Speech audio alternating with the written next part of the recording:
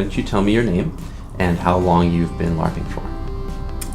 I'm Vic, and I'm trying to calculate how many years it's been. I know that I started LARPing in my sophomore year of college, which would have been 2002. So, a while now. How do you define live action role playing, and how would you describe it to someone who didn't know anything about it? Oh, wow. I've had to do this a number of times in talking to coworkers and family members and friends. And I think I do it differently every time. I actually like the term interactive literature because that's more of how I think about it. As like the thing that you do when you're a kid and you're reading a book and you sort of start imagining yourself as a character in the book. And this is kind of what you get to do, be part of the story.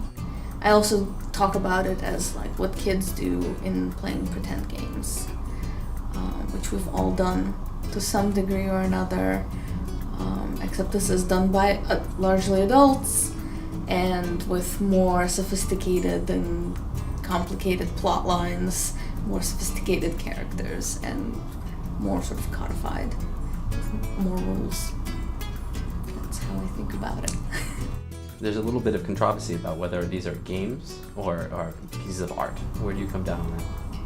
I feel like they can be both at once. I don't see that as necessarily mutually exclusive. And I don't think all LARPs are art. I think all are game. Well, no. Not all are LARPs, and not all are art, and not all are games. But I think most probably are both, because they're a way of creatively express something, or explore a topic or an idea, and at the same time it is a game in the most in the psychological context.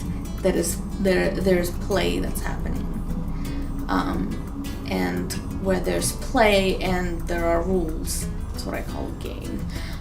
I find that in most LARPs there is play for most people, even the really railroaded games, where there might not be a lot of agency, the way some people use that term, and it's not about achieving particular goals or winning.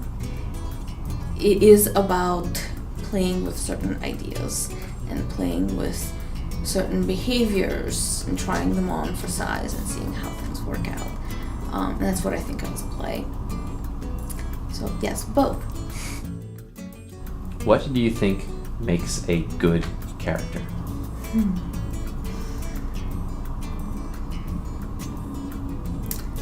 For me, personally, a good character is one where there's enough depth for me to